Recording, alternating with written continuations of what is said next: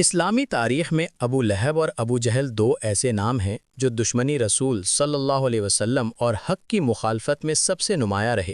اگرچہ یہ دونوں ایک ہی مقصد یعنی اسلام دشمنی پر متحد تھے، لیکن ان کا خاندانی پس منظر اور انجام مختلف تھا۔ ابو لہب کا اصل نام عبد العزیٰ بن عبد المطلب تھا۔ یہ رشتے میں نبی کریم صلی اللہ علیہ وسلم کا سگا چچا تھا۔ چہرے کی سرخی سے جہنم کے شعلوں تک۔ لہب کے معنی شعلے کے ہیں۔ اس کا رنگ بہت گورا اور چہرہ چمکتا ہوا تھا، اس لیے اسے ابو لہب کہا جاتا تھا۔ حضور صلی اللہ علیہ وسلم کی پیدائش پر اس نے خوشی میں اپنی لونڈی سویبہ کو آزاد کیا تھا، لیکن جب نبوت کا اعلان ہوا تو وہ بدترین دشمن بن گیا۔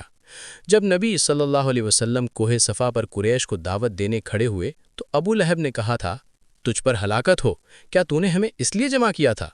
قرآن پاک میں واحد دشمن رسول جس کا نام لے کر مذمت کی گئی وہ ابو لہب ہے۔ اللہ تعالیٰ نے اس کی اور اس کی بیوی عروہ بنت حرب کی ہلاکت کی خبر زندگی میں ہی دے دی، جو کہ قرآن کا ایک معجزہ ہے، کیونکہ اس نے کبھی جھوٹا کلمہ پڑھ کر بھی قرآن کو غلط ثابت کرنے کی کوشش نہیں کی۔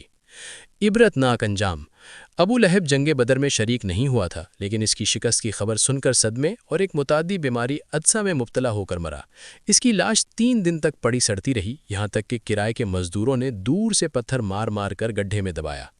ابو جہل، امت کا فرعون۔ ابو جہل کا اصل نام عمرو بن ہشام تھا۔ اس کا تعلق قبیلہ بنو مخزوم سے تھا، جو بنو ہاشم کا حریف قبیلہ تھا۔ جہالت کا باپ۔ لقب، قریش اسے ابو الحکم یعنی دانائی کا باپ کہتے تھے، لیکن نبی کریم صلی اللہ علیہ وسلم نے اس کی ہٹ دھرمی کی وجہ سے اسے ابو جہل یعنی جہالت کا باپ کا لقب دیا۔ وہ مکے کی پارلیمنٹ دار الندوہ کا انتہائی با اثر رکن تھا اور نبی صلی اللہ علیہ وسلم کو مکے سے نکالنے یا شہید کرنے کے منصوبوں کا ماسٹر مائنڈ تھا۔ ظلم و ستم کی انتہا۔ اس نے اسلام کی پہلی شہید خاتون حضرت سمیہ رضی اللہ عنہا کو نیزہ مار کر شہید کیا۔ وہ نبی کریم صلی اللہ علیہ وسلم کی نماز میں مداخلت کرتا اور آپ صلی اللہ علیہ وسلم پر اوجڑی ڈلوانے جیسے قبیح افعال میں پیش رہتا۔ سن 2 ہجری میں جنگ بدر کے موقع پر انصاری بھائیوں معاذ اور معوذ نے، جو ابھی کم عمر تھے، اسے نشانہ بنایا اور زخمی کر دیا۔ آخر میں حضرت عبداللہ بن مسعود رضی اللہ عنہ نے اس کا سر قلم کیا۔ مرتے وقت بھی اس کا تکبر قائم تھا اور اس نے کہا تھا کہ کاش مجھے کسی کسان کے بجائے کسی معزز شخص نے مارا ہوتا۔ ابو لہب اور ابو جہل کی دشمنی محض ذاتی اناد نہیں تھی، بلکہ یہ حق اور باطل کے 2 الگ نظریات کی جنگ تھی۔ چونکہ آپ نے مزید تفصیل طلب کی ہے تو آئیے ان کے کردار، نفسیات اور ان کے جرائم کے مخصوص واقعات پر گہری نظر ڈالتے ہیں۔ ابو لہب کا اصل جرم یہ تھا کہ اس نے صلہ رحمی یعنی رشتہ داری کے حقوق کو پامال کیا۔ عرب معاشرے میں چچا باپ کے برابر ہوتا تھا، لیکن اس نے بھتیجے کی حفاظت کے بجائے ان کی زندگی اجیرن کر دی۔ ابو لہب کی بیوی عروہ بنت حرب یعنی ابو سفیان کی بہن اس کی شریک جرم تھی۔ وہ راتوں کو جنگل سے کھاردار جھاڑیاں لا کر نبی کریم صلی اللہ علیہ وسلم کے راستے میں بچھا دیتی تھی تاکہ آپ صلی اللہ علیہ وسلم زخمی ہوں۔ قرآن نے اسے حمالۃ الحطب یعنی لکڑیاں ڈھونے والی کہا۔ وہ گلے میں قیمتی ہار پہن کر کہتی تھی کہ اسے بیچ کر محمد صلی اللہ علیہ وسلم کی دشمنی پر خرچ کروں گی، جس پر قرآن نے فرمایا کہ اس کے گلے میں مسد یعنی کھجور کی چھال کی رسی ہوگی۔ بیٹوں کے ذریعے اذیت۔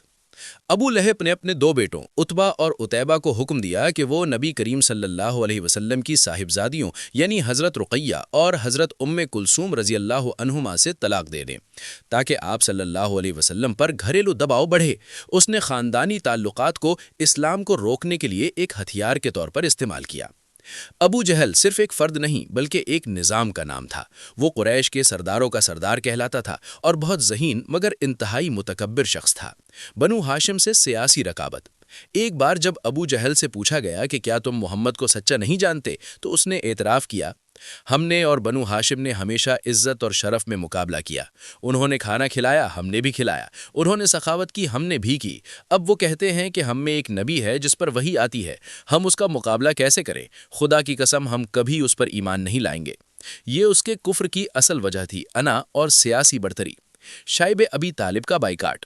جب مسلمانوں اور بنو ہاشم کا 3 سال تک معاشی مقاطعہ یعنی بائیکاٹ کیا گیا تو ابو جہل اس کا سب سے بڑا حامی تھا۔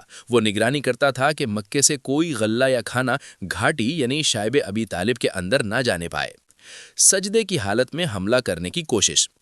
ایک بار ابو جہل نے قسم کھائی کہ اگر اس نے محمد صلی اللہ علیہ وسلم کو سجدہ کرتے دیکھا تو وہ نعوذ باللہ آپ صلی اللہ علیہ وسلم کی گردن پر پاؤں رکھ دے گا۔ جب اس نے کوشش کی تو اچانک پیچھے ہٹ گیا اور اس کا چہرہ زرد پڑ گیا۔ لوگوں نے پوچھا تو بولا، میرے اور اس کے درمیان آگ کی ایک کھندک اور پروں والے ہولناک فرشتے حائل ہو گئے تھے۔